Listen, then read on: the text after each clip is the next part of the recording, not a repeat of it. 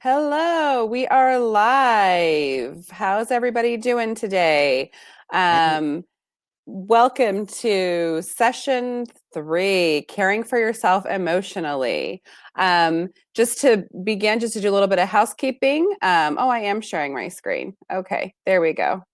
See? Okay. So just gonna give a couple minutes for everybody to get situated, everybody to get logged on. And if you want, you can give us a little emoji to wave and say you're there, or a thumbs up, so we know that you can hear us, that the audio and video are working okay for you. And then we'll just, like I said, just wait another second or two, and then we'll go ahead and get started. hi, Susan. Hi, Kelly. Welcome.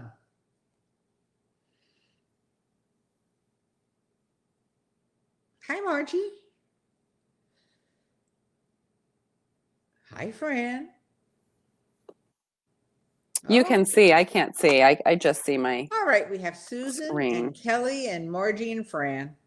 All right. So, welcome. I'm Jessica Calarco, a licensed clinical social worker in Henderson, Nevada. My practice specializes in anxiety-based disorders, particularly trauma. I also do, like Kara, a little smattering, see some children here and there, couples, family sessions. Um, Kara, you want to introduce yourself? Sure, I'm Kara Green. I'm a licensed psychotherapist and social worker in Nevada and in New York. I practiced in New York for about 25 years, and I now have an office in Henderson also. And I have a good portion of my practice is devoted to anxiety, depression, and particularly life cycle events, marriage, illness, uh, couples, family, basically a general practice. And I'm very glad to see you all. Hi, Vicki just joined us. And I think today we're going to do a little review and then really focus on how to care for yourself emotionally. So, Jessica, do you want to start? You want to do review of one? I forgot who was doing which. So I'll start Okay. with one. You can do two. Oh, okay. Sounds good. Okay, so one of the things we talked about in session one was defining anxiety. And we talked a lot about that.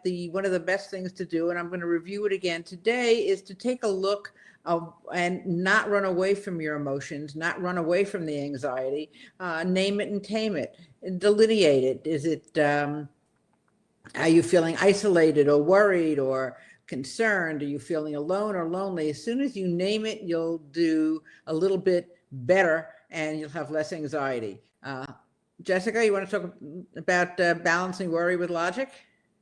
Yeah, and in session one, we talked about balancing worry with logic and facts. So once you're able to identify that worry, then look at what are some facts. And so, for example, COVID related. If your worry was, I'm worried I'm going to die of COVID, then we'd list out. You kind of list out facts. Okay, so back it up, and so maybe you would think, okay, am I in the demographic that is at risk? No, I'm not. Okay, do I know anybody that has COVID? No, I don't. Am I following social distancing? Yes, I am. And kind of balancing that. And once we're able to kind of list that facts, then we find out that that worry was just that, a worry, and it wasn't reality. Okay, and the other thing is to really focus, shift your focus to what you can control. You can control your schedule. You can control how you reach out to other people. There are some things you can't control, but if you focus on what you can control and make those positive things for you, that will also reduce your anxiety. And now we'll go to session two, where we really talked about the physical manifestations of anxiety. We talked about all the different systems, how you can feel the anxiety. You might your respiration may change. When you have anxiety, cortisol will be released, which will affect your immune system. You might feel your muscles tense. And there are also, we all know that when you get anxiety, your heart rate can increase and you can get high blood pressure. And for those of us who have suffered or do suffer from anxiety, I think you'll all recognize that very often, as soon as you feel anxious, it hits your gastrointestinal system and you get a stomach ache or you get nauseous or you just don't feel great. And we Okay. talked about kind of how to counteract that fight or flight response that anxiety brings to our body. So we reviewed a variety of techniques. Kara and I introduced you to grounding. We did the 5, 4, 3, 2, 1 grounding, picking up an object and looking at it. We did progressive muscle relaxation, facilitated a meditation. We discussed deep breathing techniques. We went through a guided imagery, and we also went through the grounding chair. And I'm going to stop sharing my screen there. And So, then I was just going to say that if you're interested in seeing the last session, you can just put a thumbs up there. If you weren't able to, the sessions are recorded. And now we have it set up to automatically get a session in case you missed anything or your internet went out or something like that. But you can always contact us if you'd like a recording of that. And also, before I forget, we have handouts available. So if you look on your right side of the screen and you're engaged in the chat or however that might look for you, it says chat, polls, and handouts. We have a poll for you today, and we also have handouts for you to take with you. So we have handouts of some of those techniques that we went over last session. Kara? hi, and is there anyone else who's joined us after Vicky? We have several, but we had many more registered. I'm just wondering if anybody else is here. Just say hi, thumbs up, give us some indication that you're here. Okay. So one of the things that I was not able to get to last week in some of the techniques that we could use to reduce the physical manifestations and anxiety in general was externalizing anxiety. When anxiety takes over, you might feel possessed. You become paralyzed and unable to figure out what your next moves will be. You start to worry. Not only do you worry about the future, but you start ruminating of the past. What if I had said this? What if I had done this? And you can just go on and on and on, and it just feeds your anxiety. And so one of the things we want to do is one of the techniques that I really like the best that I used with my patients was externalizing anxiety. External anxiety is that you separate your anxiety from the person. So if you say, I'm anxious, you're really saying, I'm anxious. That's who I am. I'm an anxious person. Instead of saying, I feel anxious. Very different. One is looking at you as the person, as totally the person is anxious, as opposed to that's just a part of you. So one of the things that you can see from the example I gave is that you can just change your language. Instead of saying, as I said, I'm anxious, you can say, I'm feeling anxious. And that way, a feeling could be something that comes and goes. It's not your totality. Anxiety, by making it a separate entity, it's not just who you are, it can come and go. So it's not, I'm always anxious. Well, I happen to be anxious right now because of this, but I'm going to put that aside. I'm going to do something else. And it's not the totality of who I am. You can say something like anxiety is makes my heart beat faster, or anxiety makes my stomach get upset, but it's not I'm upset in the totality of it. You can take, I know some of this sounds a little out there and a little funky, but you can give your anxiety its own personality, its own identity. Imagine your anxiety is a actual person, not you, but somebody else. And then start thinking, is it male or female? Is he or she tall? What does her voice sound like? How does she dress? How old is he or she? And by separating your anxiety, it's now you don't look at yourself as just a total anxiety. You're putting a name to the feelings that you have. And this removes the anxiety further from you. Figure out a name. What would be a good name for your anxiety? I once had a patient who named hers Eunice. She liked the name because it was sort of silly. I think it's kind of cute too. And, can't take anxiety seriously when you naming her Eunice. And so when she felt anxious, she would just say something like, "Oh, that's just Eunice. She's a worrier." And she was separating herself from her anxiety, and she was free to do many, many other things. When Eunice would get very loud and big, um, she would imagine Eunice shrinking and becoming small as a mouse and not taking over herself.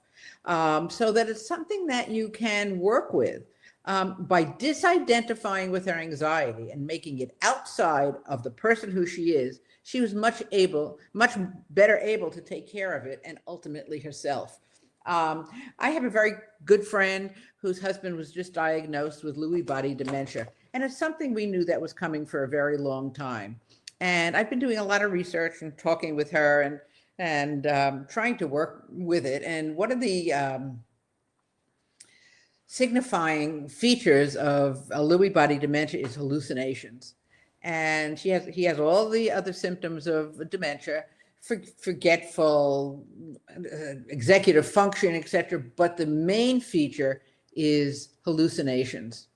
And the hallucinations take the form if he really thinks he sees people, and there are people in the house at all times. So my girlfriend went in one night getting ready to go to bed, and he was lying on her side of the bed, and she said to him, "Why are you on my side of the bed tonight?" And he said, "Oh, because my side's too crowded." And nothing she could say or do would help him understand that that was hallucinations.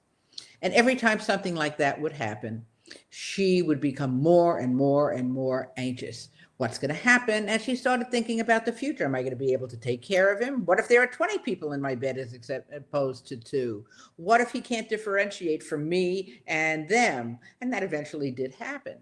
And so in reading, I came across the fact that most caregivers of people who have this disease give a name to the disease, because it takes away from the anxiety that they're feeling. So she's now able to say, when he says, "Oh, there's a woman sitting in the living room. I'd love you to go in and meet her," and she, instead of getting panicky, just will say to him, "Ah, that's just Louis. I'll see him later," and that usually is enough to take his mind off of it, at least temporarily, maybe for 10 seconds, and it has removed the anxiety from her. So she's figured out a way to not be overcome with anxiety every time another symptom pops up. So I think that's something that we can translate to our own anxiety. Jessica? Yes, and before we're figuring out the sharing the hand, I'm going to share a handout that we talked about earlier. So when you see that it's not connected to what we're talking about, it was just the handouts that show you what we talked about the last few sessions. Okay, so the way that Kara explained giving your anxiety a name is a form of self-talk.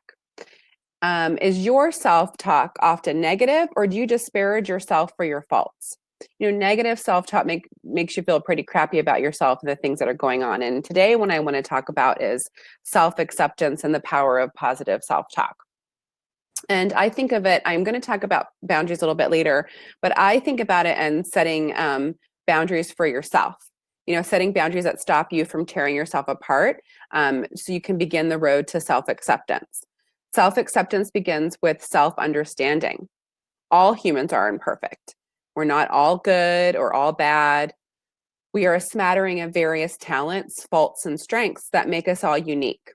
And I like to think of the Serenity Prayer as a guide for self-acceptance. And it goes something like, grant me the serenity to accept the things I cannot change, courage to change the things I can, and the wisdom to know the difference. Can you imagine if we could all do that? It is difficult to accept that we do not have control over everything. And it is a struggle to accept our faults and the faults of our loved ones, but it's possible. And I want to give you a few tips that will help you begin your journey towards self-acceptance. I encourage you to begin your day by listing out what you're grateful for in regards to yourself. Like begin with I am, right? I am strong. I am resilient. I am intelligent. And accept compliments. Catch yourself from making a self-disparaging remark. If someone gives you a compliment, you can simply say, thank you. Or if someone says, oh, your hair looks beautiful today, and you're like, oh, I just threw it up, I did nothing. Or you feel like you have to kind of like deflect those comments, just kind of practice saying thank you and allowing those comments in. Treat yourself with compassion. Forgive yourself for mistakes that you've made. Be kind to yourself and let go of mistakes, and be positive. Focus on what's going right. Choose to have people in your life that bring positive energy. Positive self-talk makes you feel good about yourself and the things that are going on in your life. If it's like having an optimistic voice in your head that always looks on the bright side. It's important to treat yourself with compassion and be kind when you make mistakes. Forgive your past errors. Let it all go. You're in charge of defining who you are, and as we continue through the life cycle, we can allow ourselves to evolve and forget the mistakes you made yesterday, accept the ones you might make tomorrow, and begin to live in a present in which you love all of yourself. I love the quote that I read in a social work book years ago, and it says, "Our sense of self is a truth independent of outside judgment." The way that you define yourself is truth, regardless of another person's perception of you. This is so freeing. Outside judgment has nothing to do with you. You have the power to define yourself. You no longer need to worry about what others think. It's what you think that matters most. If you're able to accept yourself, others will follow. And kind of looking at that little practice of, like I said, begin the day with a positive self-statement. Can you guys take a moment to write something positive about yourself and share with us with I am? I am powerful. I am kind. What are some things that you guys can come up with in saying some positive self-statements?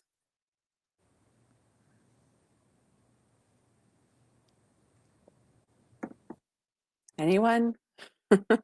Someone? Oh, there we go. I am a survivor. Yes, Susan. Yes, you Wonderful. are.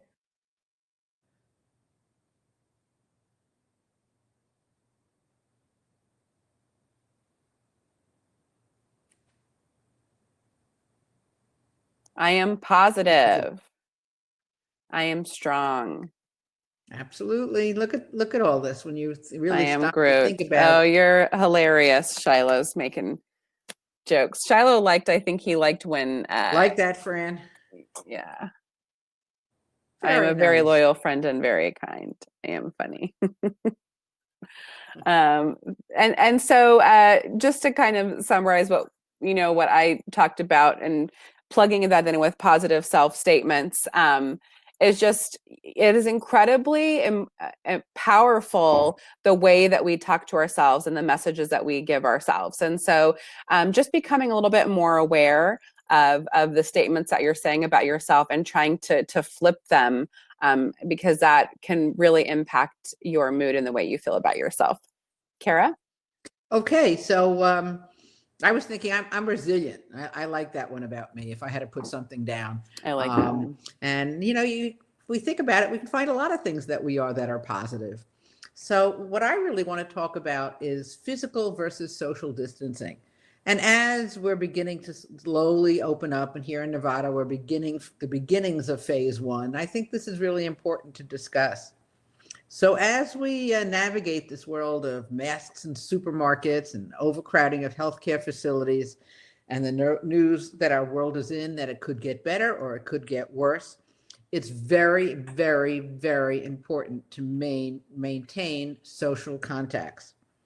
And one of the things that one of the greatest threats to our mental health is the isolation that's being brought upon us by the COVID-19. We're social beings. We survive on group support. And the very important health precaution against being with others and quarantining can really put this down as a problem for us. So recently, the government, news media outlets, and newscasters for sure, and memes who are coming up with them, we've always talked about it as social distancing. And that means when we get near another person, we have to stand 6 or 10 or whatever the most recent guidelines are. But we're beginning to think that term of social distancing is a misnomer. And just last week, WHO, World Health Organization, changed their terminology to physical distancing. While efforts to stop the spread of the virus should really focus on physical distancing, it is imperative, and it's really important that we understand and encourage social connectedness. Just because we are physically separated, and this is not the time to social distance. The COVID-19 order is going to, COVID-19 is going to be around for a long time in some form or another. And whether we're going to have to physically distance or we can get closer or it's going to be waves, we don't know exactly what that is yet. But what we do know is that we must maintain our social contacts. And that's really very important. I don't know if any of you remember those rhesus monkeys, if you ever took Psych 101 many, many years ago, and monkeys were put up on a board like this. They were propped up, swaddled. I wouldn't call it swaddled. They were wrapped and tied around the board, and a mechanical arm gave them the bottle. There was no physical touch. There was no physical eye contact. Nobody was talking to them. They were just totally isolated. And that's where we got the term failure to thrive. They had no physical, which we'll go with, but they had no social contact. There was no mother rocking them. There was no mother singing to them. There was nothing. And they didn't thrive because human beings need social contact. So right now, we're very lucky that we have electronic devices that allow us to stay in contact. Video chatting, video brunches. It's not as good as face-to-face contact, but it's better than nothing. So video brunch or video happy hour, video chats, it's really helping our social contact. And so it's important to go to do that. I used to live on the East Coast, and I still have many friends there. And I was talking to them for a long time, and then we started, okay, let's video chat. It's not the answer to all the problems, but we now, when we talk on the phone, we look at each other. One of the ways you have to get up and get dressed every day. So it's something really important that you can try to start to do. And there's so many new technologies opening up. There's something called Netflix Party, which allows you to watch a Netflix show simultaneously with a group of friends so you can chat and be together while you watch it. It's like being at home watching a movie with your family. So I think that's really a good thing to do. Find a pen pal. And I don't mean a real male, let's put this in the male pen pal. Start writing. And writing has been shown to have help people when they feel sad or upset. And so for the people who you haven't spoken to in a long time and reach out to friends from years ago, or your best friend from college, it might be a good thing to start having a conversation with them. And if you don't have close friends or family that you can talk to, look for other mechanisms to do it. Look for forums, social groups, anything online that connect you with other people where you can see other people. And when you talk, don't just talk about your anxiety about COVID. You can talk about strategies to get through it, but let's not talk about the end of the world, or as my son calls it, the zombie apocalypse. Just call a neighbor or a friend and see how they're doing. If you're in a position that you're going out to a supermarket every once in a blue moon, see if they need something. I don't expect that you're going to do full shopping, but it's just a way of connecting and letting them know you're thinking of them. Get outside and exercise. I mean, we talk about that all the time when we're doing our routines, but it's important to get outside. And it's also important when you're outside, even if you're wearing a mask and you're social distancing. I realize when you're wearing a mask, you can't see somebody smile at you and nod. And that, I miss that. But you can wave, you can strike up a conversation from afar, and at least you're getting out and you're seeing people. Send a little love to the people who care about you. Send an extra little emoji, send a little blurb, send something funny. I mean, I used to not really love getting funny emails all day long, but now I enjoy them. And one of the things, again, I'm talking a lot about social media, but we have to also remember that monitor your social media. Don't have the TV on in the background all the time, talking about how many people died today and what's happening where. monitor it, and just watch stuff that is going to be beneficial to you. Jessica? I want to say too, I can't hear you, Jessica. Can anybody else hear Jessica? I don't know what's going on. Can people not hear me? Nope, can't hear you. Oh, you can hear me. You can. Yes. Okay. You Fran, guys can hear me. I guess I'm Yes. just the odd man out. Yes. Yes. Okay. So I was me? going to say, yeah, I can anybody hear you. Kara? Yes, I can hear you. Yeah, we can hear you. Okay, Jessica, I have no idea what you're saying, but go on. Well, I was going to say what I saw on the news this weekend too was they're starting to call it skin hunger. What Kara talked a little bit about, our human nature to need the touch, and interesting, all the animal shelters in the area and where I saw the report had no more animals to adopt because people are adopting animals at a high rate because of that need for a touch. So I think that's important too when you're talking about caring for yourself. If you are quarantined alone and not able to physically touch someone, to think about that that's important and how you can kind of meet that need, or just, pay attention to it a little, monitor it. Okay. So what I want to talk about again, boundaries.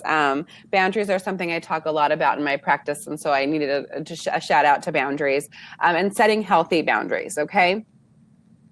Boundaries with work, boundaries with family members. There's all kinds of emotional boundaries that that can be set, right? These are emotional boundaries. And I have found that people who struggle to find a healthy work-life balance also struggle with setting boundaries.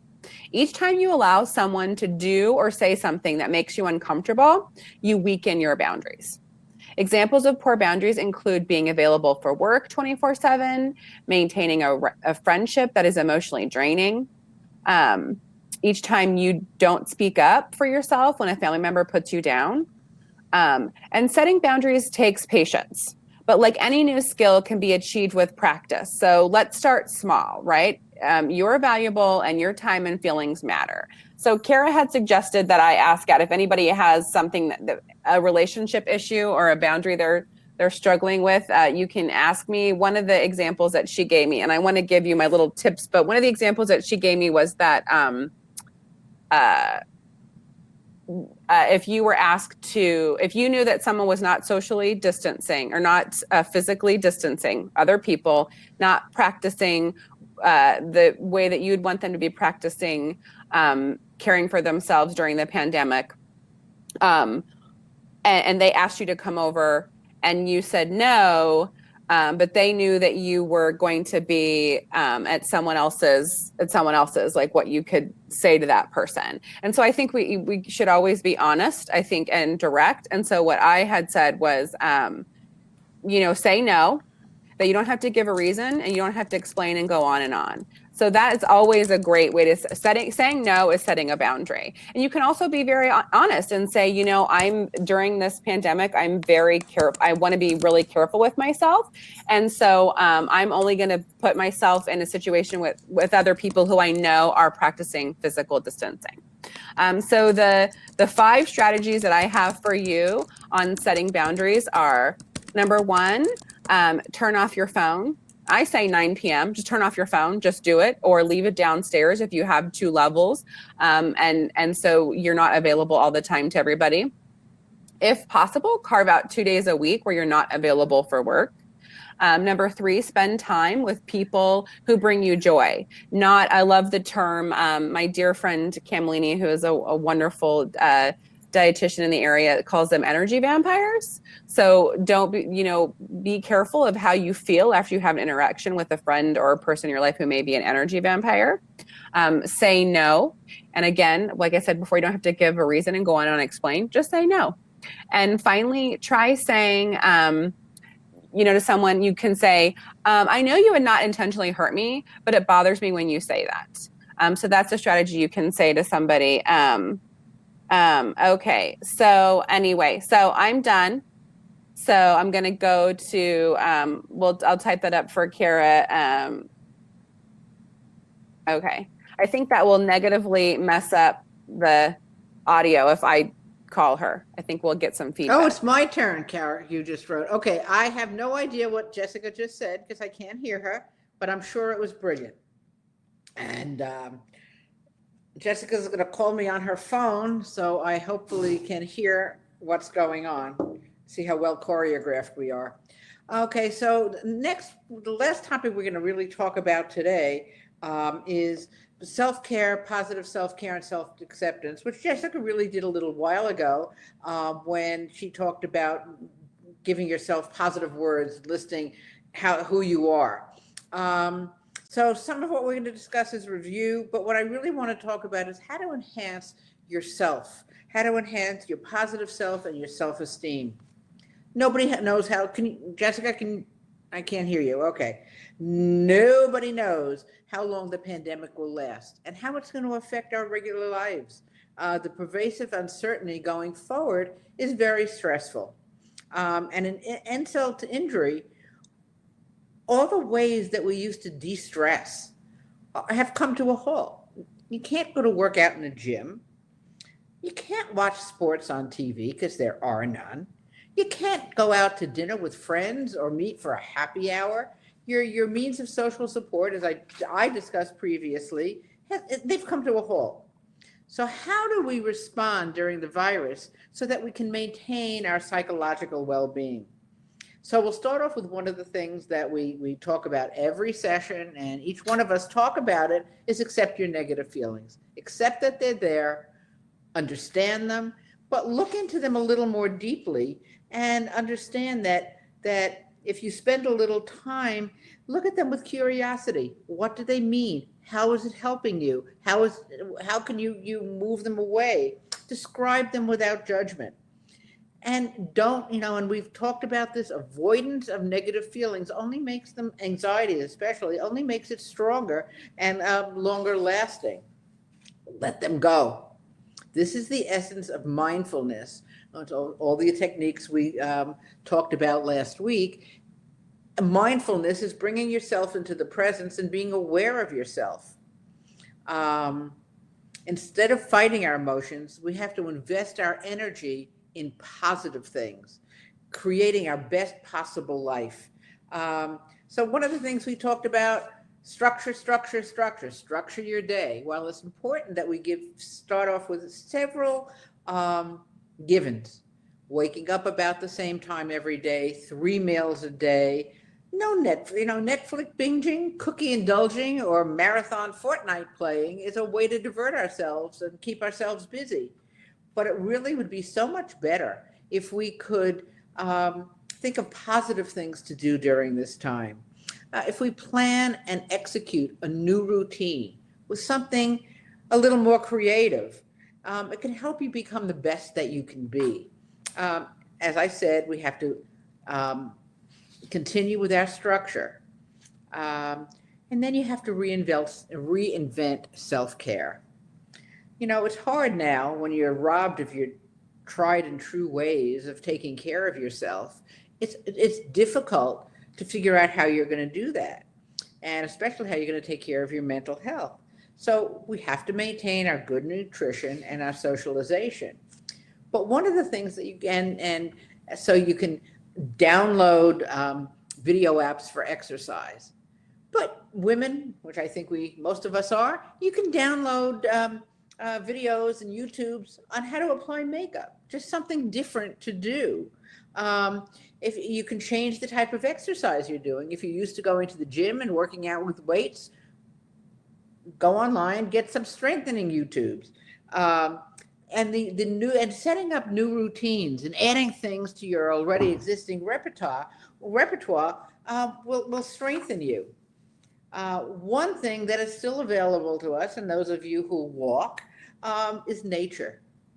Studies show that spending time in nature, whether you're hiking, gardening, or whatever you're doing outside, positively affects your psychological health. And I think it's really important to give that thought. However, make sure you're observing physical distance. And I just thought about it. Am I repeating anything Jessica said? No. Oh, good. Okay. Reflect, relate, and reframe. it's helpful to understand that during these difficult times, we now have an opportunity to deepen our relationships with people, with family, with friends. As I said earlier, use audio techniques to be in touch with people. But when you have these conversations now, I mean, I think most of us are finding, hi, how are you? What do you do today? Nothing. What are you doing later today? Nothing. Well, this is an opportunity to strengthen these relationships, to get to know more about each other and also about yourself. One of the techniques I had talked about before is when you're on the phone, focus on the conversation. Don't wander. Focus on the other person. Focus on yourself, and you'll be able to. One of the things that is really so important is to check in on yourself. I think this gives us a really great opportunity to slow down and reflect on your life. What brings you meaning? What are the things that you do that reflect your priorities in life? Where do you find your life purpose? It's time you really can think about that, because we're not doing many other things, and it's a time to spend some time with yourself.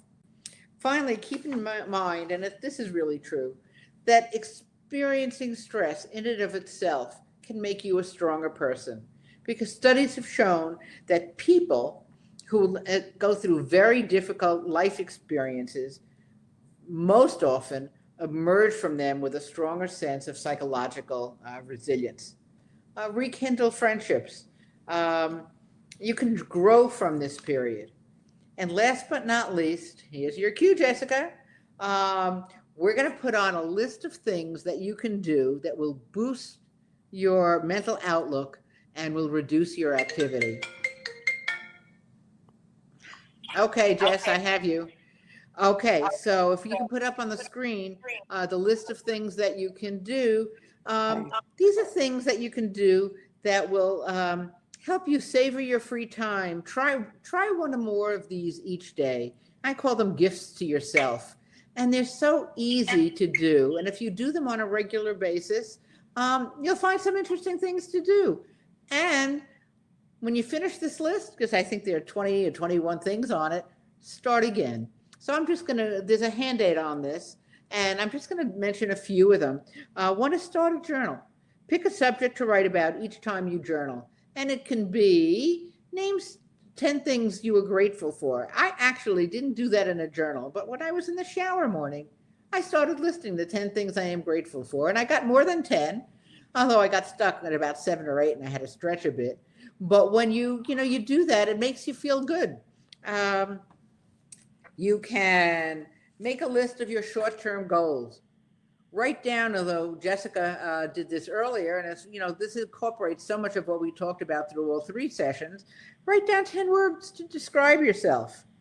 Share something that has made you proud or happy in the past 2 weeks. What have you done in the last 2 weeks that makes you happy? I discussed that I bought an air fryer and I'm learning to cook different things. I started doing the crossword puzzles. I reached out to some friends I haven't spoken to, and those things made me happy. And there's many of them. There are 21, and we can go on, and I can discuss them. But I think it's important that you take a look at this and try to do as many of them as you can. Jessica? Yes. Sorry. Unmute myself. And Kara, you can mute yourself now. On the computer. Or you muted me. Okay. If you mute, touch the microphone on your computer screen. So you can mute yourself. I'm on my phone. Right, so they don't hear the echo, because they're going to hear me through you. I'm muted. Is that okay? All right. I hung up. Okay. So I'm going to go ahead and share that handout with everybody now, the one that that Kara just showed you, so you guys can have that to take away. And that one is called Gifts to Yourself. So I'm sharing that handout now. Okay. And then I just want to give, Kara and I talked about this, just like a little shout out, just to mention that, a lot of states are going into phase 1, as Kara said. And I think everything that we've talked about over these last 3 sessions is still applicable. Nothing needs to change, right? As this goes on, same thing. If this increases worries or anxieties, you can use the same tools and techniques that we've gone over these past 3 sessions. So it doesn't really change anything that we've talked about, okay? I want to give the closing comments of, attendees who came to these webinars. Kara and I are offering 3 individual sessions for participants, so you can contact either one of us. I will put our email addresses right here for you. There's Kara's email address. This is mine, super long. We are seeing people. We are seeing people in during telehealth, during phone sessions or telehealth, and accepting new patients now.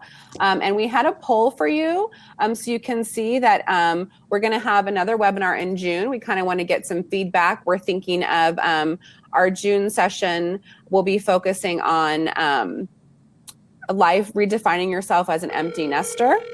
And so that's what we'll be focusing on there.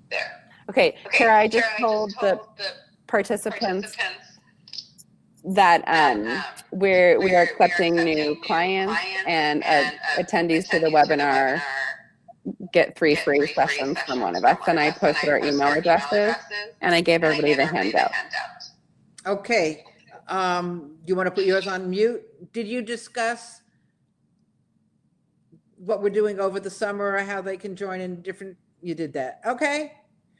Well, all I can tell you is I had a wonderful time doing this. I think Jessica and I, when we first started talking about this, thought, we went into the profession of social work to help other people. And I've enjoyed doing this. I've enjoyed doing the research. I've just thoroughly enjoyed working with Jessica. And really, hopefully, we've provided some techniques and some ways of reducing your anxiety that can be helpful.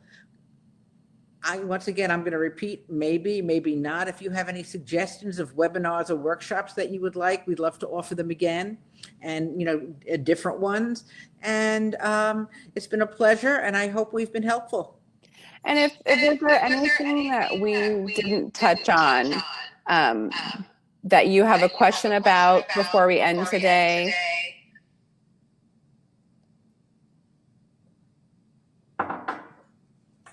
and again, you can call or email us anytime, and we'd love to hear your feedback. And I don't know if you asked, and once again, I feel at a disadvantage, and I really apologize. Are there any topics that you would like us to discuss going forward, or for another webinar? If you think of any, let us know. If you have one right now, and we'll be more than glad to discuss it.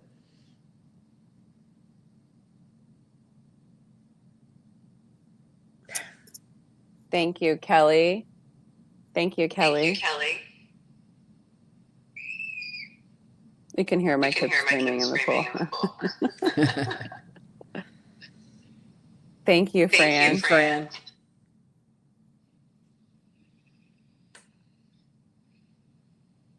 Thank you. Great, thank you.